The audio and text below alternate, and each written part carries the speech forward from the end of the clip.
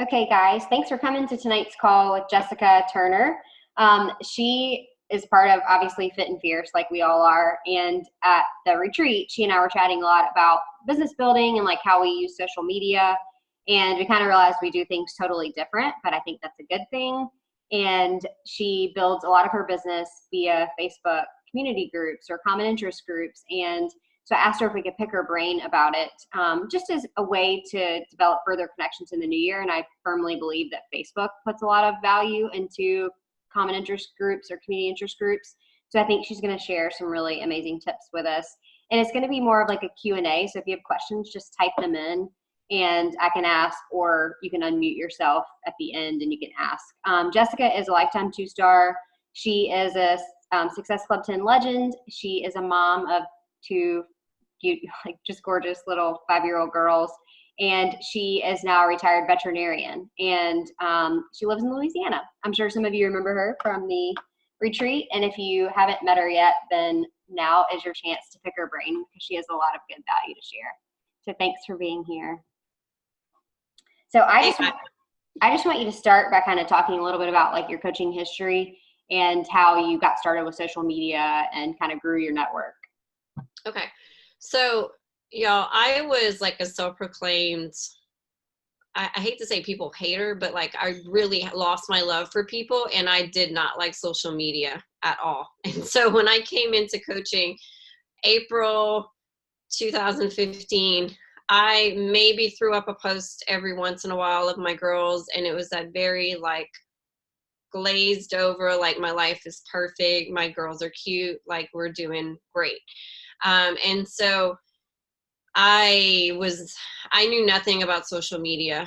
And I think one of the biggest mistakes I made coming into it is I thought I had to learn how to do everything in regards to social media. And that was just so intimidating for me. And I think it's part of why I still run my business very heavily on Facebook versus Instagram and some of the other platforms out there, because I never really had like a ton of time. As she mentioned, I was a veterinarian before doing this full time. I had 9-month-old twin girls.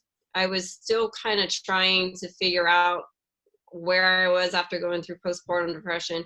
And I was practicing in a nearby town that had a commute attached to it. And so I really didn't have a lot of time to learn, all these brand new tricks and things. And whenever Sarah, brought this up, can y'all hear me? Because Sarah's frozen on my end. I'm okay? Okay. Now you're good. Okay. When she brought up me talking about this, I was like, I really don't even know if I have any value to add, but I realized I'm probably one of the few that do run majority of my business through Facebook. And I do think there's still people out there that's kind of like their comfort zone and their safe place. And I think a lot of us make the mistake of jumping into something that is very cold market before really exhausting or warm market. And that's, I think, why I'm still like so comfortable with Facebook. There's really so many opportunities to get very clear on what makes you you and who your people are. And so when I started kind of looking back to how I utilized social media and got more comfortable with it in the very beginning, I honestly just fell back on what were characteristics that made me that were really like, we're never going to change. Okay. So if you're a mom, you have like your basic characteristics. For me, being a twin mom kind of set me apart a little bit. Automatically discovered this community of moms of multiples, mainly because I was already in there, because I was asking for help because I didn't know what in the world I was doing as a twin mom. And then shortly after that, I'm not really sure, the time frame, my other big example of what at that point was I was a veterinarian. And so a colleague of mine added me to this veterinary mom group. While I'm not a vet anymore, it's still a mom community. Like, you can't be in there if you're not a mom. And so, yeah, the common thread outside of that is that we're all vets in some shape or form, but there's still a lot of us in there that don't practice in a traditional sense. And we still, give value and take value from that. And so one of the things that I would really encourage you to do, if you're really not even sure like where to start, is you've probably heard us talk about the pillars of social media or the rainbow chart and all of those things, but you really need to just sit down and list out, what are some of those things that make you you that are never going to change. It may be you're a cancer survivor, or I'm just trying to military family. Even if you get out of the military, it's still going to be a huge part of your story that is going to keep popping up. And so I would really hone in on those characteristics, but then I would think about those things that are going to change with seasons. You may have a toddler right now, and so you may find little niches of mom groups that are specific to the season of motherhood you're in. It could be, you always hear this example of if you have a certain breed of dog, getting plugged into a group that has that breed. If you're into running, like there's all of these different examples of hobbies or interests, whether it's something you love, things that you could talk about all the time or you would like to learn more about. But that's how you naturally lead to being able to kind of have this like give and take, which you always want to give more. But whenever you're like, well, how can I add value? It should be something that naturally, like you naturally want to talk about. And I mean, if you just type in anything in the search bar in regards to Facebook, I mean, you're gonna find so many different groups. I will say I probably haven't utilized, that extent of things in the capacity that I should, because a lot of my focus is still on that, like that moms of multiples, because there's so many different like groups out there. I will say that I never really got much out of like the local mom groups. And I don't really know if I feel like around here there was a big guard up in terms of like people trying to build relationships behind the scenes from these groups. And unless you were like physically in their backyard and can get together once a week and like have that interaction face to face, like they weren't as likely to trust. And so you'll get a feel for like, yeah, I really don't feel comfortable in this group. And then you just move on. Okay, I feel like I need to take a breather. I don't know if that made sense in terms of like how I started, but I really just kind of found that I was in these groups already, and then naturally saw that I was making communication behind the scenes for things that were unrelated to Beachbody, and it kind of just naturally led to the two coming together, whether they saw what I was posting or I, ultimately invited them down the line. Yeah, so I think that's kind of like the next question I would have is how do you add value in the groups, and then how do you connect with those people outside of the groups? Okay, so I'm going to use a couple examples, and again, this is all like retrospect. Like half of the stuff I do, you guys, I don't even know what I'm doing. Like I don't realize until after the fact that it was something that worked really well. I like to ask for advice. I did it this morning, and we have a Christian veterinary group that's kind of like offset of our big one. And I recently found out that the girls were exposed to another child that had lice. And so I'm freaking out. Do I need to pre-treat? All that stuff. But people love being like, feeling like they're needed, they're valued. And so I remember one of my very first posts in the bigger group was asking for potty training advice. And what I did, because I had so many people, and y'all, not only was it like such a weight off of my shoulders with these ladies like jumping in and giving me like tangible advice and making me feel like I wasn't like the worst mom ever. I I wanted them to know how much I appreciated that. And so I made a list of every single person that commented. I sent them friend requests. I sent them messages telling them how much I appreciated the fact that they took their time out. I shared a little bit about the backstory, how I was getting pressure from, this person to have it done by this time, and how they just really put me at ease. And I included, this is important, a picture of my girls dressed as Anna and Elsa. Nobody's gonna ignore a picture like that, and so it was a natural conversation starter where I was able to start asking how many kids they had, just you hear about forming, just getting to know the person. And it's so funny because I'll have people that will like message me and I haven't talked to them in forever. And I'm like, who is this person? I don't remember who this person is. And I'll see that picture and I'm like, we first connected over potty training advice. And so I plan on doing that with the lice post from today. I'm going to reach out to all of those ladies and just thank them and let them know, like, hey, I ended up going get ivermectin and we're soaping up our heads tonight. Like, that's what I'm doing. The other thing that I did that I didn't realize at the time is I would be very intentional with the pictures I was posting when I was asking for advice. And as often as possible, I was weaving in myself. And I remember very specifically asking for advice for bathing suits because I essentially have no boobs. And so I was trying to figure out what were the best sites, to have flattering, suits for that kind of form. And I got so much interest on what in the world I was doing to look like that after having twins. Now, obviously, if you're still like in the middle of your journey and you're like, I don't know if anybody would think that about me, it's still things like that where you're like showing yourself being active with your family or just weaving in what we get to do, whether it's food or fitness or whatever. Think you have a nice shot of like holding some, I don't know, something, and you have like a nice muscle popping out, like stuff like that.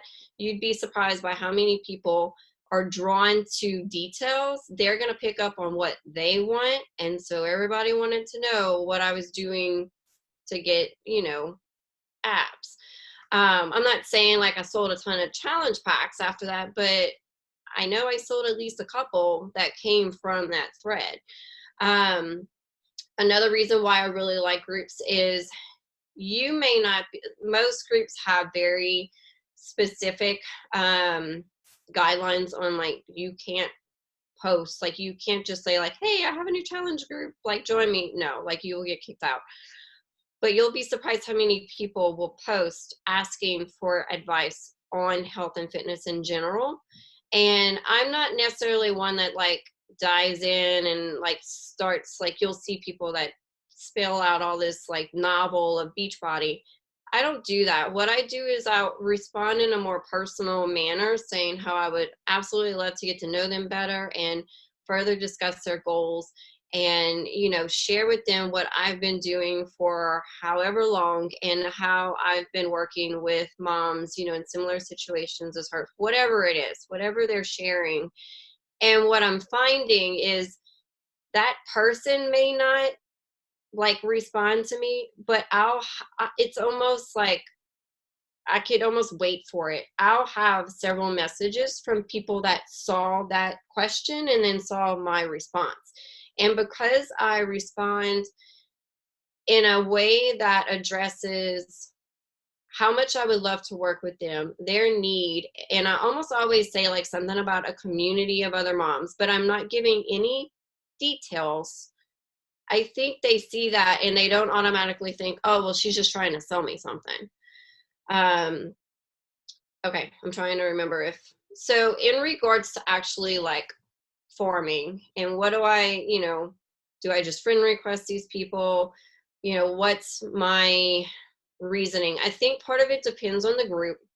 I will say I'm going to use an example of a group that I've been really engaged in a lot lately, and it's a Christian veterinary mom group, because that's my people. Even though I don't practice anymore, a lot of the same characteristics kind of overlap. But it's mainly the Christian part that I spend most of my time in there.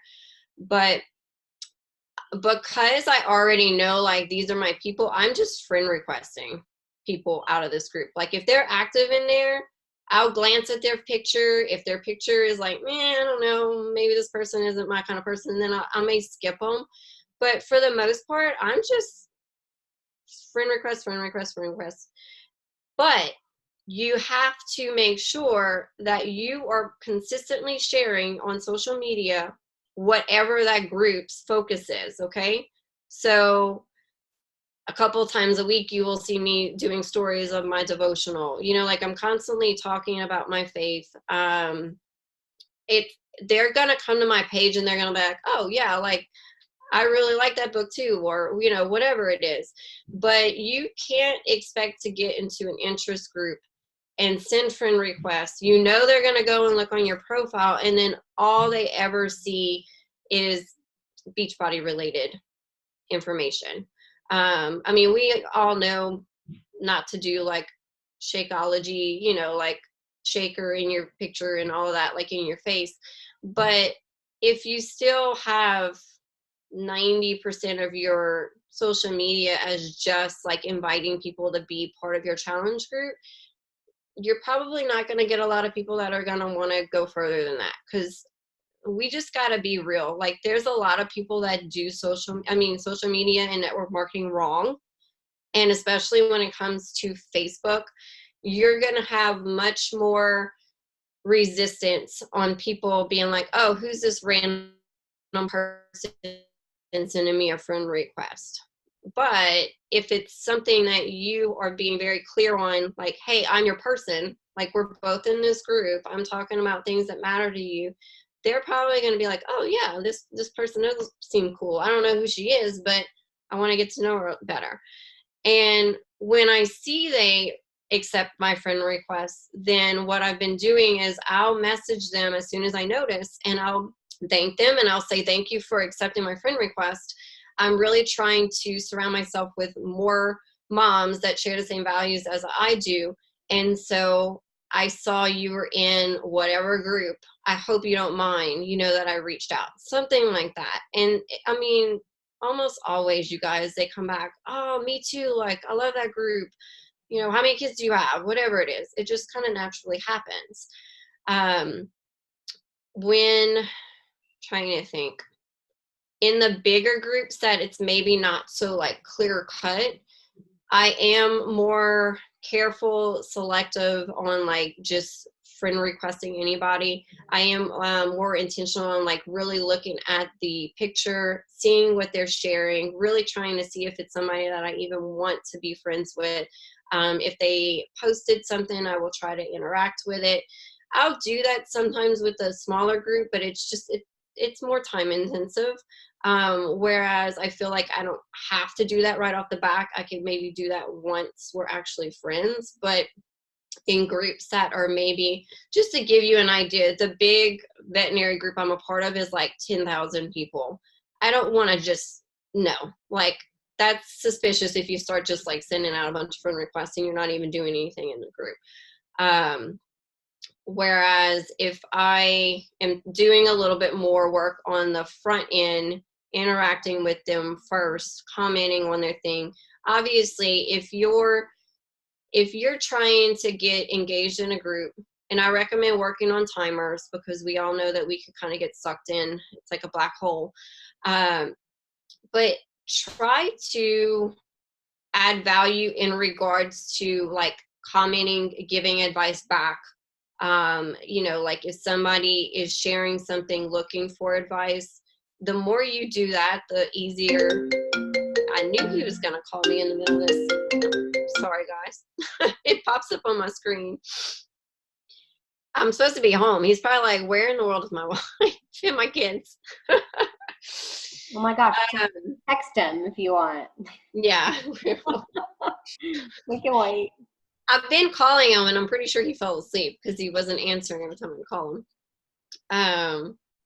Okay, now my train of thoughts are No, you're good. all over. So Yeah. I have a couple of like offshoot questions. Like, Okay. are there group like sizes or themes that you would stay away from? Like in the past, when I've looked at specific nutrition and fitness, I feel like that's like too overwhelming of territory to try to insert myself in. So it almost has to be like some other trait or interest of ours. And then is there a certain Yeah. size that you're like, I don't really want to get involved in that? Um, Not really. I mean, I've been in some pretty big groups. The only drawback with that, and that group specifically, I mean, I've been in it in a couple of years and it's just like exploded. I mean, it wasn't that big, and that's why we have this like offshoot of like the Christian band. So I'm way more active in that one now. Um, but it's just harder to like, you have more eyes, but then like depending on the time of the day, if somebody like responds fairly quickly, it's so easy for your post to just get lost. I mean, if you don't get interaction immediately, it's just nobody sees it. So I noticed that the larger groups, that's been more of a, a concern versus like when I first got in there. But besides that, I definitely would stray away from like our health and fitness unless it's like a specific interest within fitness, like running or cycling or whatever, like those are great groups. You have to understand that those are often the hardest ones to kind of bring over because they're good, like they tend to be the biggest skeptics. And I'm saying that from personal experience. That's how I was with being like a boot camp person beforehand.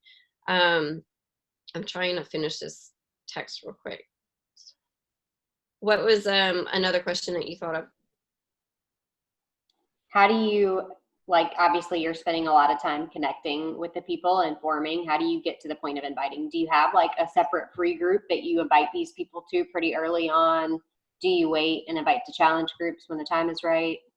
It What does that depends look on how the conversation's going. So the last couple of months I've been doing a lot of, and I meant to, it's at home, I think, or is it right here?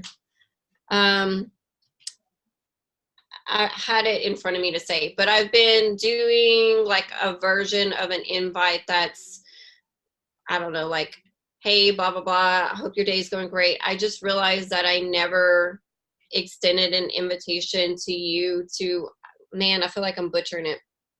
But it's pretty much in a nutshell, like apologizing for not thinking of them sooner and just saying like, I run these monthly health and fitness focused accountability groups. It's mostly moms in there. We have a lot of fun. I automatically thought of you and then realized that I've actually never asked you, if this is something you'd be interested in. It's something along the lines of that. And I had a really good response the last couple of months when I've been doing that with new connections specifically from groups. I mean, you could obviously send that kind of a message to somebody that you just haven't invited, because I did go back to like some people that I've been knowing for years and was like, yeah, I just realized I never invited you. Like that's, selfish of me not to extend that invitation because we have a lot of fun and I'd like you to be in there, but a lot of them were like, oh yeah, like I am actually interested, and then it just starts that conversation, like, well, what do you struggle with? Like, what are you hoping to work on together? Some of them, y'all know, that don't lead to anything right off the bat, but now that it's kind of sparked that interest in what you do. I will say, when I first started, so it was actually just 2 years ago, I got really lucky with sharing a fitness focused free group in that veterinary group, and did not get like, I don't know, reprimanded for it. Like I didn't get flagged. And I got a lot of people in that group from that. But since then, I haven't done anything like that in a really long time. But I will do free groups that have nothing to do with health and fitness. I do a lot of like book focuses, and I will share the crap out of that in groups. And so that's another really easy way to make new connections and just have them in that smaller, community aspect where you have the opportunity to go live and just kind of show a little bit more of your personality. And then that's a very easy stepping stone, even though it has nothing to do with health and fitness, you could easily invite them from that and just let them know like, hey, like this, was just for fun. I really wanted to like dig into this book with some other ladies that, were eager to learn, but I don't know if you realize, from my other posts or whatever it is you want to say, but I run these other groups that focus on our health and fitness, and we, lean in together and hold each other accountable. Like, is that something you would ever be interested in? I won't just like if somebody's maybe said like 2 words back to me behind the scenes, I'm not going to send them a message saying like, hey, I feel bad I didn't invite you, because we don't have a relationship. Like I want them to feel like they've gotten a chance to get to know me, and understanding, again, you guys, it's implied that you're consistent on social media this entire time. And these people, the more you're going back and forth, the more they're seeing things. And again, depending on where they're at, they may reach out to you and be like, okay, tell me more about whatever this is, or I'm ready to sign up. You may never talk to them ever, but they may have originally come across you because of these groups, and they've just been stalking you. And if you're doing a good job at telling your story through social media, they'll feel like they know you and they'll trust you. Yeah, I think that was my last question. Like, how often are you actually making a post in the group about the groups that you're doing? But if you're actually doing more of like a book club group, can you tell us a little bit more about how often you do that and like how you convert from that to a challenge group? I actually haven't done one in a while. I kind of go through spurts. So I'd say more of my inviting is just strictly through like those example posts that I was doing, sharing before, like asking for advice. Obviously I'll pop in there and I'll add value as well. That could be anything, you guys, depending on the kind of group you're in. It could be a simple recipe that you did that week that, you just wanted to share. Or when I used to consistently write for a mom blog, like I would always share my pieces, in there. I would ask their advice for different topics that I was discussing on there, again, so that they felt like they were being valued and heard. It really just boils down to, just being aware of what you could give back that will build that trust. That's what it all boils down to. And I want to say this real quick too. When I first got into coaching, it's really hard not to constantly go into things like hoping that it's going to lead to a sale, or what am I going to get out of this? And I was stuck in that place for a while, longer than I'd like to admit. And so like if I did a free group and it didn't, lead to anything, I'd get really frustrated and I'd feel like I was just wasting my time and it was pointless. And the same thing with like making these new connections and trying to build these relationships. I was so focused on the end result of what I would get out of it that comes off, you guys. Like, and that's why most people are so like leery of this kind of, like they think it's icky to hear that you're getting in groups to build relationships because you're ultimately trying to make a sale.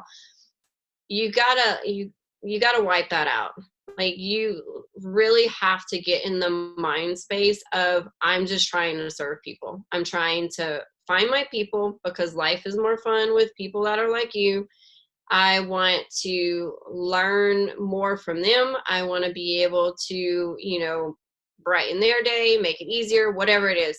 But once I kind of stepped into that role of, I'm just trying to be a good person that can find ways to help people. And if that's me giving sleep training advice to a mom with new twins, that's an example. We're like going on 4 years of being friends. We live across the country. She has never bought a single thing from me. but we are close enough to where if I went visit her, like her state, I would sleep at her house. Not even joking, you guys. Like when I started making relationships like that, and just, yeah, if they end up doing a challenge group, like that's awesome, because then we're really going to be able to start living life together. That's when things just kind of naturally start happening. You take that pressure off of you. You aren't giving off that like needy vibe, like and people will naturally want to end up working with you whenever you're just leading with a good heart and an attitude of service. And it comes back around. I've been blessed beyond measure by what other people do.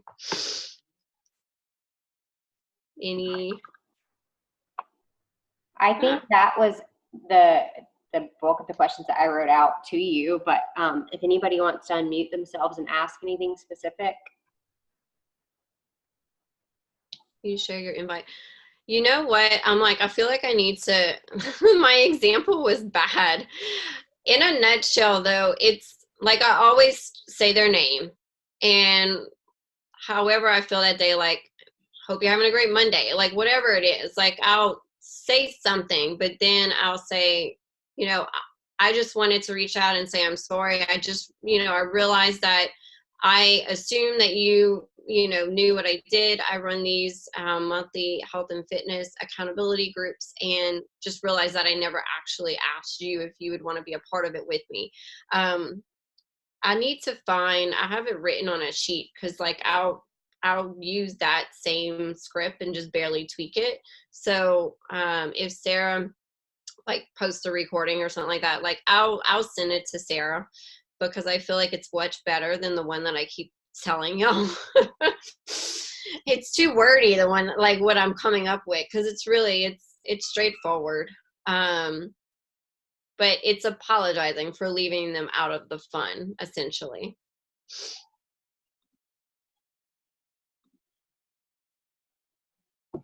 I used to do that too. I feel like I've kind of gotten away from it now, especially because like with stories and Instagram, this is why I wanted to pick your brain more about Facebook, because like one person pops up one day on Instagram, then they're gone the next day. And Facebook, it obviously is more, like you have to reconnect with the same people over and over again more on Facebook, I think. Yeah. I'm trying to think of anything else, but that's all I had, unless you wanted to share like a success story that you had out of using the community groups, or maybe even something that you did wrong. Honestly, you're like, don't do it. When I was talking to Kimberly this morning, I was like, I don't even feel like I have any value to add to these people. She was like, Jessica, over 50% of your people like are veterinarians that are coming from these groups. Like, you're doing something right. I think patience is a big part of it, though. Again, depending on where they're at, like they may be so on the verge of making a change that the first time you talk to them, they're like, yep, I'm ready. Like, we have enough in common. I see your posts, like you're getting results, like I'm good to go. Whereas I still have people from, the group that I'm about to have for the third year in a row, that have never bought anything, but they know without a shadow of a doubt, like I'm their person when they are ready. Like we've talked about it behind the scenes, but for whatever reason, they just never pulled the trigger. But when I look back like month to month, I mean,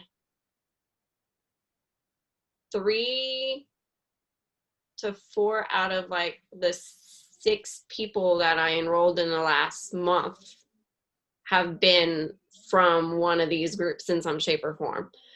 And some of them, I mean, I've been talking to for years, whereas others are maybe not as long, So it definitely takes patience. But I feel like for anybody that, I don't know, maybe craves more of that personal interaction that you lose sometimes with Instagram, I think that's why I like it so much, because you do truly get to know like these people. And so it's just a natural, extension into the challenge groups, and then they don't want to leave. I have a lot of them that end up being lifers. Melissa, I do, but very sadly. I mean, I do stories, like it's the same stuff pretty much on both platforms. I don't know. I cannot get into a rhythm where I really enjoy Instagram. And so I struggle with consistently doing like the behaviors that need to be done over there.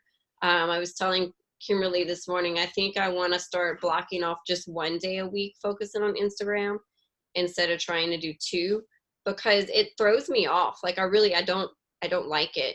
And it's like, I know I'm being silly by like not growing in some capacity in it, but at the same time, like I'm okay with Facebook being my happy place. I'm about to get off.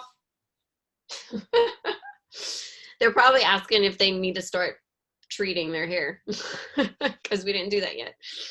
Oh gosh. Well, if anybody else has anything, speak now or forever hold your peace so we can let her go, because I know that this was all a mess with timing. Oh, it's well, I think this was super helpful for me. I know Facebook puts a lot of their like resources into community groups just based on how they look at the Team Beachbody 411 page, is it? Whichever one the National Wake Up Call is, they like ask Beachbody for tips on engagement from it because they want to boost their group engagement more. So if you can get into a group that is heavily engaged and be an active participant, I think it's like a potential huge benefit for your business. Well, thank you. I hope the girls don't have lice. Me too, but I feel way better. I'm so glad that I'm part of these communities, honestly, because I'm like, oh, why didn't I even think of that? And then my sister-in-law is a vet in town, so I'm like, hey, can you get me some ivermectin so I can put it in our shampoo? I'm pretty sure that's not what you do when you have lice in normal situations. It's just what we do. Well, now we'll know what to do whenever we reach that point. Ask you or find a good group of ladies on Facebook to ask. Yeah. They were like, don't even wait to see if you see any evidence. Just kill them now. True. Before it gets to you. I think on The Office, they put mayonnaise on their heads.